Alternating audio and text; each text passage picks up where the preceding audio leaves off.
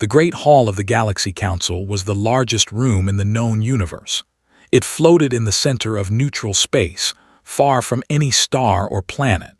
The walls were made of living crystal that changed color with the mood of those inside. Today, the crystals glowed a deep purple, the color of amusement and mockery. Admiral stood alone in the center of the hall. He wore his white uniform with pride. The medals on his chest showed 50 years of service to Earth. His gray hair was cut short, and his dark eyes looked straight ahead. Around him, in seats that rose up like mountains, sat the representatives of 112 alien species. They were all looking at him. Some had many eyes, some had no eyes at all, some were made of gas and light, others looked like rocks or water or fire, but they all shared one thing: they were all laughing. The sound filled the hall like thunder.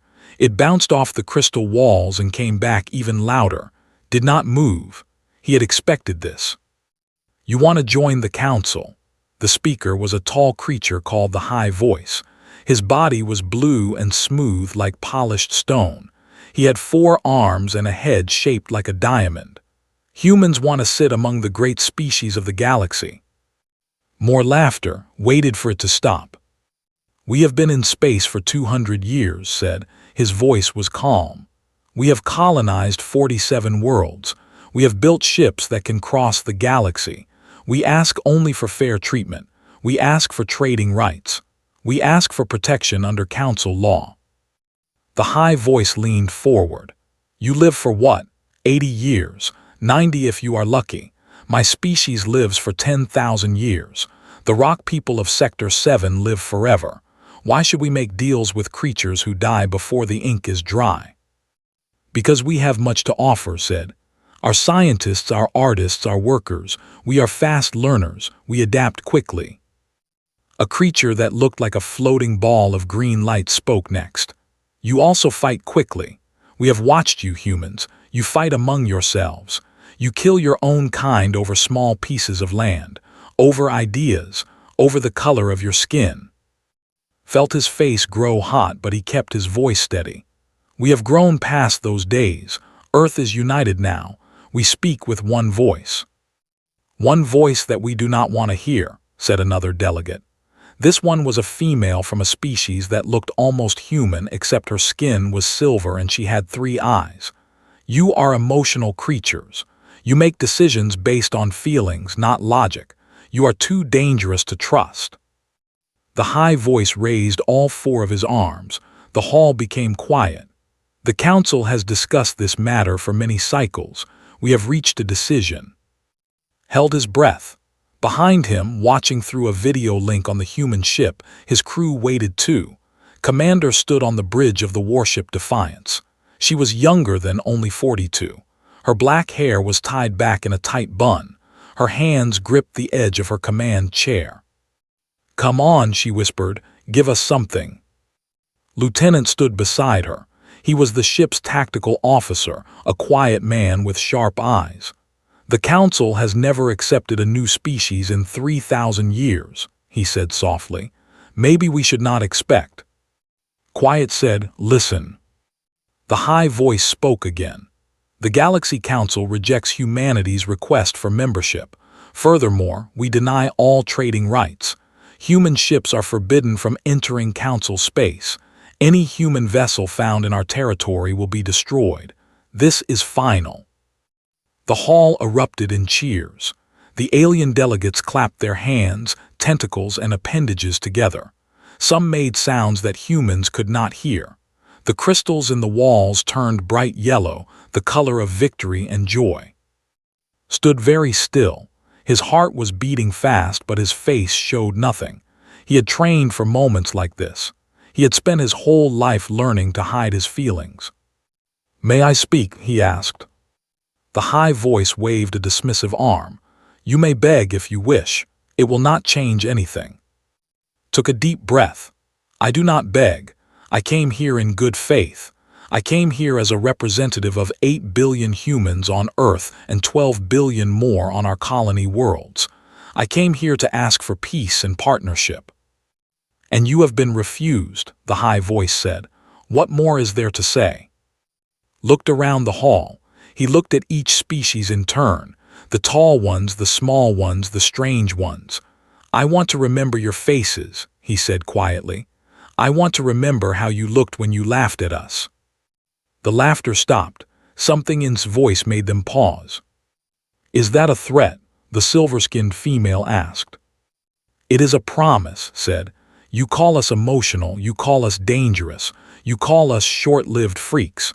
Perhaps you are right, but there is something you do not understand about humans. He began to walk toward the exit. His boots made no sound on the crystal floor.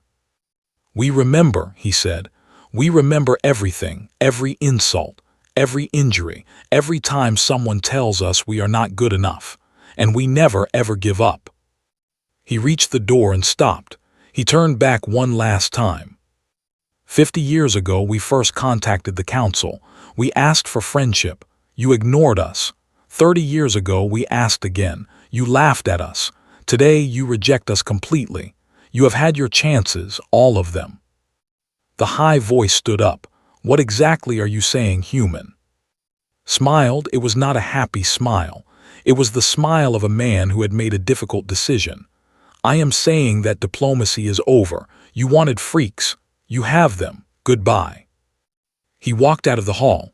The door closed behind him. On the bridge of the Defiance turned off the video feed. Her face was pale with anger. Around her the crew was silent. They had all watched. They had all heard the laughter. Orders, Commander? Asked. Stood up.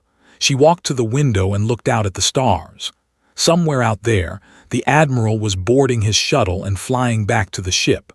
Somewhere out there, 112 species were celebrating their victory over the freaks of Earth. Set a course for home, she said. It is time to talk to the President. It is time to show the galaxy what happens when you push humanity too far. The Defiance turned and flew into the darkness between the stars. Behind it, the Galaxy Council continued its celebration. They did not know that they had just made the worst mistake in their long, long history. They would learn soon enough. The Defiance was not a beautiful ship. It was not designed to be beautiful. It was designed to fight. Its hull was thick and gray, covered with weapons and armor plates. It looked like a fist made of metal, flying through space. Admiral sat in his private cabin. The room was small and simple. A bed, a desk, a chair. On the desk was a picture of his wife who had died 10 years ago. Next to it was a picture of his daughter who lived on the colony world of New Sol. He looked at their faces for a long time. There was a knock on the door. Come in, he said. Commander entered. She was still wearing her uniform, but her face looked tired. Admiral, the crew is asking questions. They want to know what happens next. Nodded. I will address them soon, but first tell me what you think. Sat down across from him. I think the council made a mistake, a big one. Go on. They see us as weak because we live short lives. They see us as dangerous because we fight each other, but they do not see what makes us strong. She leaned forward. We are fast, Admiral. We learn in decades what takes them centuries. We change. We adapt. They have been the same for thousands of years. Smiled slightly. You sound like you want revenge. I want justice, said. There is a difference. The ship's communication system beeped. Lieutenant's voice came through. Admiral, we are receiving a message from Earth. Priority 1. It is the President. Stood up, send it to my cabin. A screen on the wall flickered to life. The face of President appeared. She was a small woman with gray hair and kind eyes, but today her eyes were not kind. They were hard like steel. Admiral, she said, I watched the council meeting. The whole world watched. Yes, Madam President. The people are angry, very angry. I have protests in every major city. They are calling for war. Nodded slowly. And what do you want, Madam President? Was quiet for a moment. When she spoke again, her voice was soft but firm. I gave the council 50 years of my life. I believed in diplomacy. I believed that if we were patient, if we were good, they would accept us. She paused. I was wrong. Does this mean? It means I am tired of being patient. It means I am tired of watching my people be insulted. It means the time for talking is over. She looked directly at the camera. Admiral, I am giving you command of the United Earth Fleet. All of it. Felt his heart skip. All of it. Every ship, every soldier, every weapon. You have full authority to do whatever is necessary to protect humanity's interests. Madam President, that is a lot of responsibility. I know, she said. That is why I am giving it to you. You have served Earth for 50 years. You have never failed us. Do not start now. The screen went dark. Stared at the entire fleet, she whispered. Do you know how many ships that is? I know exactly how many, said. He walked to the door. Come, it is time to speak to the crew. The main hall of the Defiance was packed with people. Soldiers, pilots, engineers, doctors. They stood shoulder to shoulder, waiting. When walked in, they all became quiet. He stood on a raised platform so everyone could see him, stood on his right, stood on his left.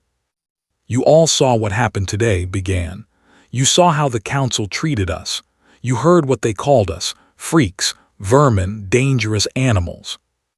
A low murmur ran through the crowd. For 50 years we tried diplomacy. We sent gifts. We shared our technology. We asked for nothing but a seat at their table. And today they told us that we are not worthy, that we will never be worthy. The murmur grew louder. Some faces showed anger, some showed sadness. I will not lie to you, continued. The road ahead is hard. The Council controls most of the galaxy. They have weapons we have never seen. They have ships that can destroy planets. They think we are weak. He paused and looked around the room. Are we weak? No, the answer came from hundreds of throats. Are we afraid? No. Are we going to give up? No. Raised his hand for silence. The President has given me command of the entire Earth fleet, every ship, every soldier. This is not a small thing. This is everything we have. Lieutenant stepped forward. Admiral, our sensors are picking up something. Multiple ships approaching from Council space. The crowd tensed. How many? Asked. Looked at his face went pale. 117 warships. They are heading straight for us. Cursed under her breath. They want to make an example of us. They want to destroy us before we can even get home. Was quiet for a moment, then he smiled.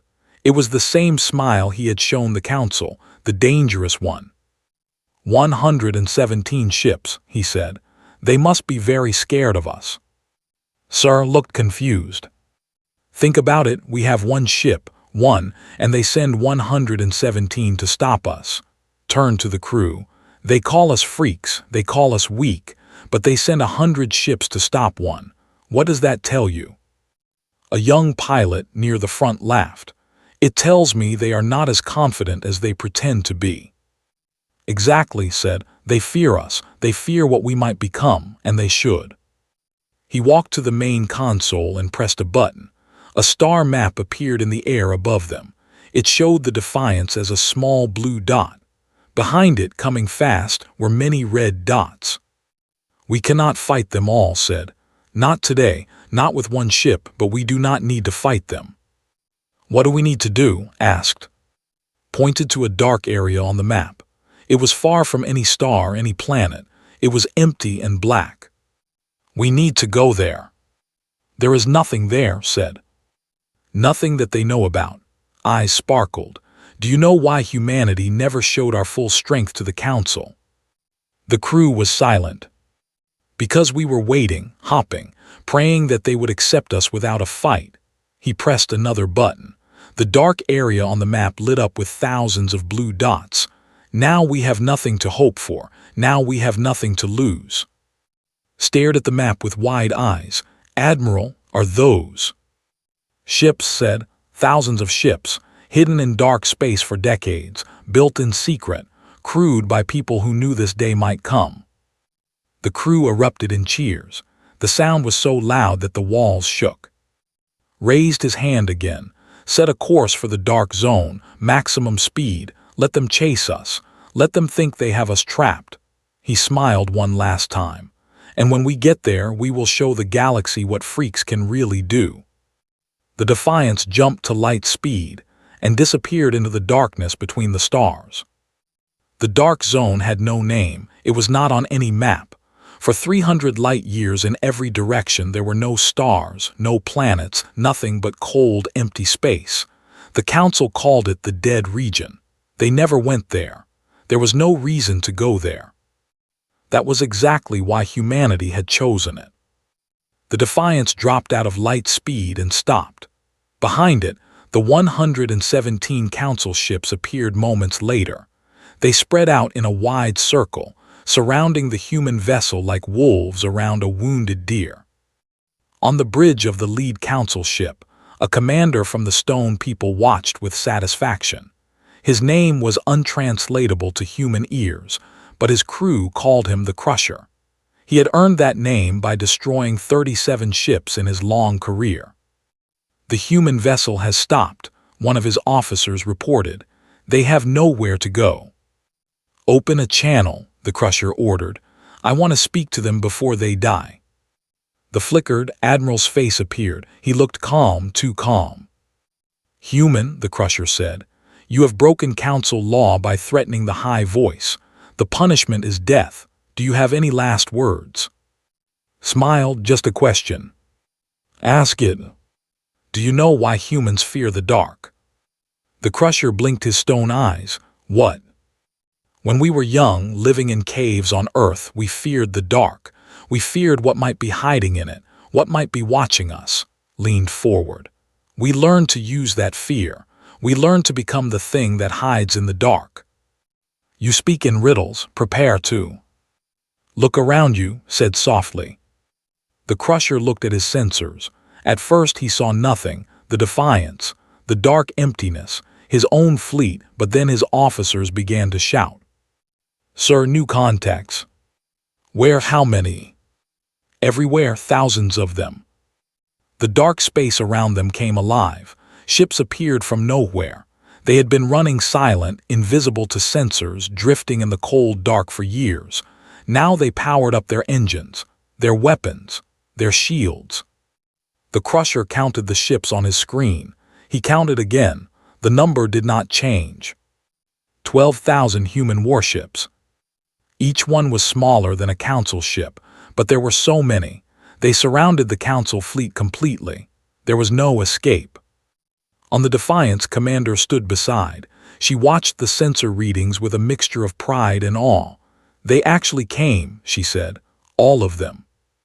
"Did you doubt it?" asked. "A little," she admitted. A new voice came through the communication system. It was a woman's voice, strong and confident. "Admiral, this is Captain of the battleship New Dawn. The hidden fleet is at your command. All 12,000 ships ready for orders." "Thank you, Captain. Form up around the Council ships. Do not fire unless they fire first." "Understood." Turn back to the Crusher was still there, but his stone face had changed. He looked afraid. For the first time in his very long life, he looked afraid. "Now," said, "let me ask you a question. Do you want to die here in the dark, far from your home? Or do you want to live and deliver a message to the Council?" The Crusher was silent for a long moment.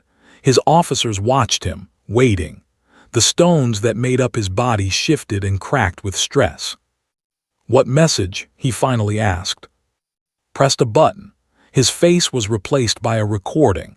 It showed the Council chamber, the High Voice laughing, the delegates mocking humanity. Then it showed the hidden fleet, ship after ship, filling the screen. "This message," said his voice playing over the recording. "Humanity asked for peace. We asked for trade. We asked for friendship. You gave us laughter and insults. Now we give you a choice. Surrender your ships and return to Council space. Tell the High Voice what you have seen. Tell them that the freaks are coming. And if we refuse, then you will die here, and we will send the same message with your wreckage." The Crusher looked at his officers. None of them spoke. They all knew the truth. They could not win this fight. "We surrender," the Crusher said. The words seemed to cause him physical pain. "A wise choice," said. "Power down your weapons. Begin your return journey. We will escort you to the edge of the dark zone." The Council ships powered down. One by one, they turned and began the long journey home. The human fleet followed at a safe distance, making sure they did not change their minds. On the Defiance, let out a breath she did not know she had been holding. "I cannot believe that worked." "It worked because we were patient," said. "We built this fleet in secret for 60 years. 60 years of planning and waiting and hopping, we would never need it." And now, looked out the window at the ships around him. So many ships, so many people who had volunteered to live in the cold dark, waiting for this moment. "Now we go home," he said. "We rest, we prepare. The Council will not take this insult lightly. They will come for us with everything they have. Will we be ready?" "We have to be." Captain's voice came through again. "Admiral, the Council ships are leaving the dark zone. They are heading back to their space at maximum speed." "Let them go," said. "Let them spread the word." Lieutenant walked over with a, "Sir, I have a full report on our fleet. 12,342 warships, 2 million soldiers, enough supplies for a 5-year campaign." Took thee and looked at the numbers. It was impressive, more than impressive. It was a miracle of human determination. "It is not enough," he said quietly. Looked at him with surprise. "Not enough. We have more ships than any single Council species. But we do not have more ships than all of them combined." Handed back the Council has 112 member species. If they unite against us, they could build a fleet 10 times our size, maybe more. Then what do we do? Smiled. It was a tired smile, but it was real. "We do what humans have always done. We learn, we adapt, we grow, and we find allies." Allies? The Council rejected us. The Council is not the whole galaxy. There are species outside the Council, species that were rejected just like us, species that were conquered or enslaved. They might listen to our message. Thought about this, a coalition of the rejected. Exactly, the freaks of the galaxy united, stood up and stretched his old bones. But that is for tomorrow. Today, we celebrate. We showed the Council that humanity is not to be ignored. We showed them that we are not afraid. The crew began to cheer. The sound spread from the bridge to the rest of the ship, and then to the other ships in the fleet. 12,000 ships, 2 million voices, all celebrating the first victory in what would be a very long war. In the center of it all, Admiral stood quietly and watched the stars. Somewhere out there, the Council was learning the truth. Somewhere out there, the galaxy was waking up to a new reality. The freaks were coming, and nothing would ever be the same again. 3 months passed, the galaxy changed. The Crusher returned to the Council with his message. He told them about the hidden fleet. He told them about the 12,000 ships. He told them about the look in Admiral's eyes. The Council did not believe him. "Impossible," the high voice declared. "Humans are primitive. They cannot build such a fleet in secret."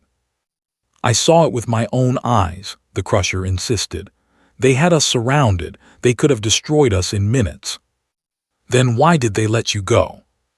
The Crusher hesitated. "They wanted us to deliver a message." "What message?" "That the freaks are coming." The Council laughed again, but this time the laughter was nervous. Some of the delegates looked at each other with worried eyes. They had seen the recording. They had counted the ships. "We must act quickly," said the silver-skinned delegate, "before they grow stronger." "Agreed," said the high voice. "We will send the Grand Fleet, 500,000 ships. That should be enough to crush any human resistance." The Council voted. The decision was unanimous. The Grand Fleet would assemble and destroy humanity once and for all. But they were already too late. While the council was talking, Admiral was acting. He sent ships to every corner of the galaxy. They carried a simple message. If the council rejected you, we welcome you. If the council hurt you, we will help you. Join us, and together we will create a new future. The response was overwhelming. First came the refugees of Prime. Their world had been destroyed by the council 1,000 years ago for refusing to pay taxes. They lived on scattered ships, always running, always hiding. When they heard his message, they sent 20,000 warriors to join the human fleet. Then came the underground machines of Sector 9. They were artificial intelligences, built by a species that had long since died. The council considered them property, not people. They had been slaves for 10,000 years. When offered them freedom, they gave him their entire network of mining ships and factory stations. Then came the gas giants of the nebula worlds. They were beings of pure energy, so different from solid creatures that the council refused to recognize them as life at all. They could not fight with weapons, but they could power human ships with their bodies, making them faster and stronger than anything the council had ever seen. Species after species joined the coalition. Some brought ships, some brought technology, some brought nothing but their hatred of the council and their willingness to fight. Commander managed the logistics. It was a nightmare. Different species needed different atmospheres, different foods, different everything. But she made it work. She found solutions that no one thought possible. The warriors need liquid metal to breathe, she reported one day. The gas giants need magnetic fields to survive. The machine intelligences need data streams to think. How do I put all of them on the same battlefield? You do not put them together, said. You use them separately. Each species has strengths. Use those strengths. Nodded and went back to work. She was exhausted, they all were, but they could not stop. The council fleet was coming. Captain brought the latest intelligence reports. The Grand Fleet has assembled at the council capital. 500,000 ships, just as we predicted. They will arrive in our space in 2 weeks. How do our numbers look? Asked. 40,000 warships from the human fleet, 30,000 from our allies, plus support vessels, supply ships, and mobile factories. Paused. It is not enough. It never is, said. Show me the battle plan. They gathered around the strategy table. A holographic map appeared, showing the positions of both fleets. The council fleet was like a red wave, massive and unstoppable. The coalition fleet was like a scattered blue line, thin and fragile. We cannot fight them directly, Lieutenant said. They outnumber us 7-1. Then we do not fight them directly, said. We fight them in pieces. He pointed to the map. The council fleet is one giant force. That is their strength, but it is also their weakness. They have to stay together. If they split up, they lose their advantage.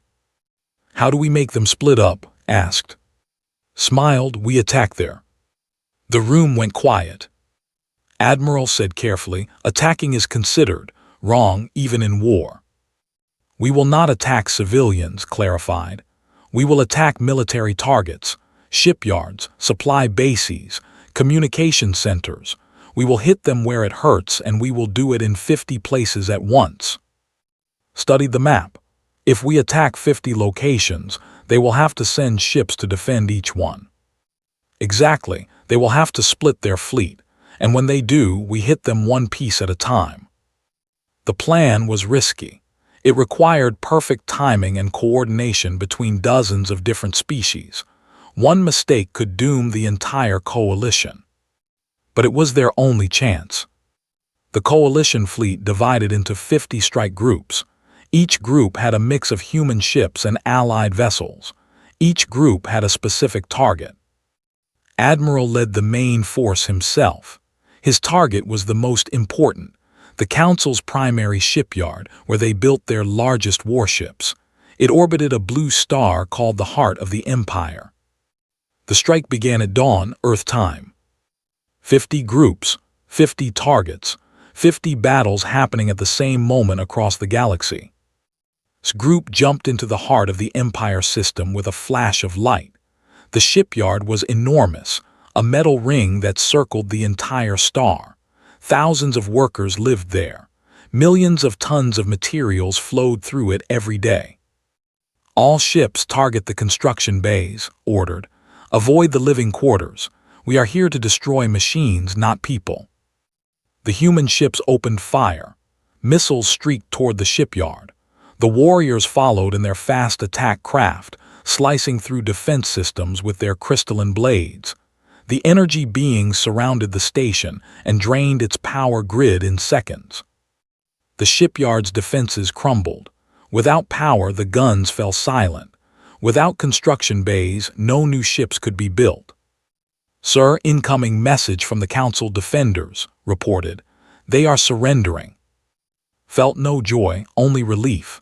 Accept their surrender, evacuate the station, then destroy it. Similar scenes played out across the galaxy. Some battles were easy, some were hard, some resulted in heavy losses. But by the end of the day, 47 of the 50 targets had been destroyed. The Grand Fleet, which had been sailing toward Earth in one massive formation, suddenly found itself scattered across the stars. Different groups rushed to defend different. The beautiful unified force became a chaos of confusion. On the Council station, the High Voice received the reports with growing horror. 3 of his own were burning. His shipyards were gone. His supply lines were cut. How, he demanded, how did they do this? No one had an answer. Far away, Admiral watched the chaos on his tactical display. The Grand Fleet was broken, not destroyed but divided and confused. Now came the hard part. "Phase 2, he said quietly. "Hunt them down, one piece at a time." The freaks had drawn first blood. The galaxy would never forget this day. The war lasted 2 years. It was not an easy war. The Council fought back hard. They adapted. They learned. They threw everything they had at the human coalition. But it was not enough. Every time the Council invented a new weapon, human scientists found a way to counter it. Every time the Council tried a new strategy, human commanders found a way around it. The Council species lived for thousands of years, but they thought slowly. Humans lived for decades, but they thought fast. That speed made all the difference. By the end of the first year, the Grand Fleet had lost half its ships. By the end of the second year, it barely existed. The coalition controlled 70% of former Council territory. More importantly, the coalition had changed. What started as an alliance of necessity had become something more. Different species who had never spoken before were now friends. Different cultures who had hated each other were now partners. Commander, now promoted to Admiral, led the diplomatic missions. She traveled from world to world, listening to grievances, solving disputes, building trust. It was harder than fighting, she often said, but it was more important. Lieutenant, now Captain, commanded his own battle group. He had become one of the most feared tacticians in the coalition. The Council called him the Ghost because his ships appeared from nowhere, struck hard, and vanished before anyone could respond. Captain had taken over the Hidden Fleet. She expanded it, improved it, turned it into the backbone of coalition power. Her ships patrolled the borders of the new territory, making sure no Council attack went unnoticed. And Admiral, he did what he had always done, he led. The final battle came on a cold morning in January, Earth time. The remaining Council forces had gathered at their capital station. It was the same place where they had laughed at humanity 2 years ago.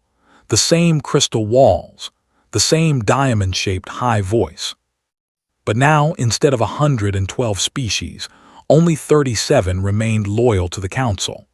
The others had surrendered, or switched sides, or simply disappeared into the darkness of space. Stood on the bridge of the Defiance. Around him, 1,000 coalition ships waited for his order. It was not the largest fleet he had commanded. It did not need to be. The Council was broken. This was just the end. "Open a channel," he said, "to all ships both sides." His voice echoed across the battlefield. "This is Admiral of the Human Coalition. To the Council forces, you have lost. Your fleets are destroyed. You have surrendered. You have nothing left." He paused. "But we do not want your destruction. We never wanted war. We wanted respect. We wanted fairness. We wanted a seat at the table." On the council station, the high voice listened. His blue skin had turned pale. His 4 arms hung limply at his sides. He had not slept in weeks. "What do you want?" he asked. "I want the Galaxy Council to dissolve," said. "I want every species to be free. I want the old systems of power and control to end. And then we build something new together. Not with you at the top and everyone else at the bottom, but with everyone equal, everyone with a voice, everyone with rights."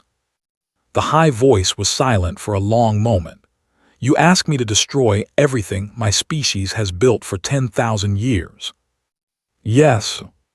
You ask me to give up power. Yes.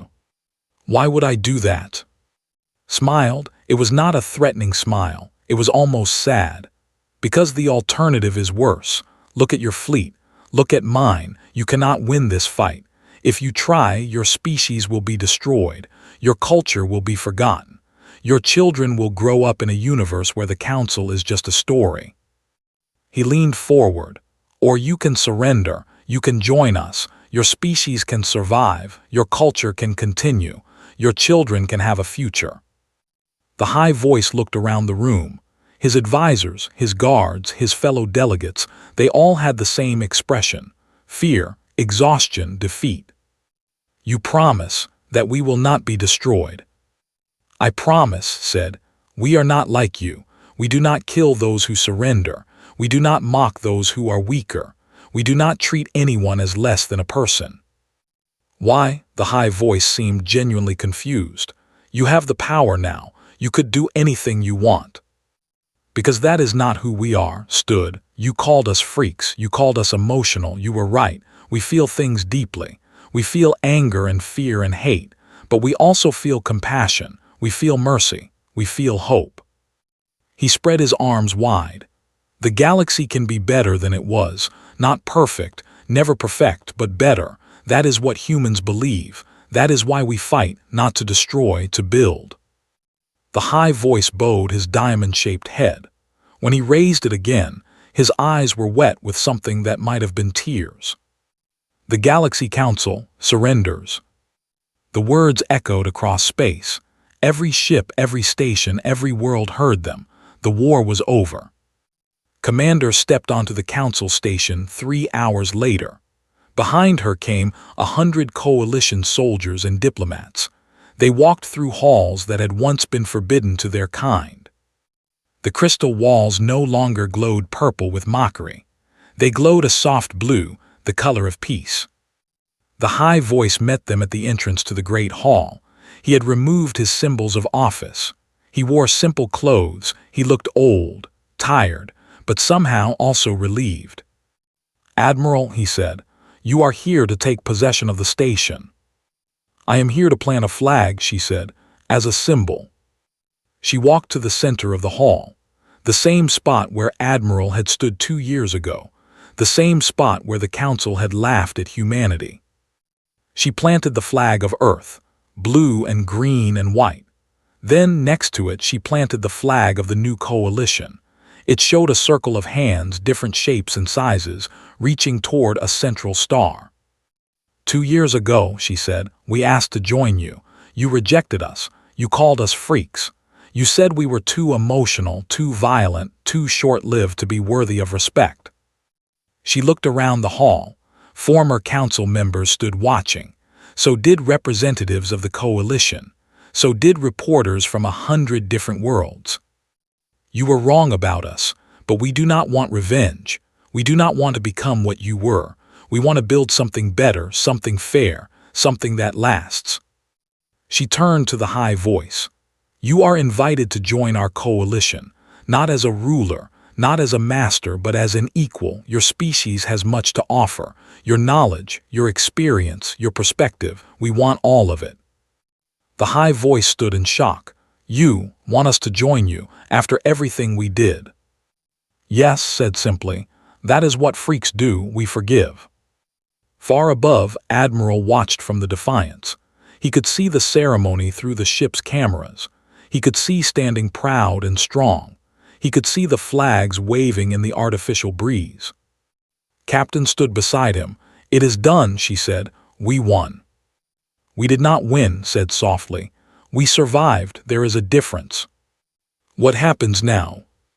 Thought about it for a long time. He thought about his wife, who had dreamed of peace. He thought about his daughter, who would grow up in a new galaxy. He thought about all the humans and aliens who had fought and died to make this moment possible. Now, he said, we keep our promises. We build a fair government. We give everyone a voice. We show the galaxy that the freaks were right all along. He turned away from the window and walked toward his cabin. He was tired, so tired, but for the first time in 2 years it was a good kind of tired. Behind him the crystal station glowed bright with hope. The old council was gone. The new coalition was just beginning. And humanity, the emotional freaks who lived for only 100 years, had shown the universe something important. They had shown that power without compassion was empty, that strength without mercy was weakness, that the shortest lives could leave the longest mark. The galaxy would never forget. The freaks had taught them well.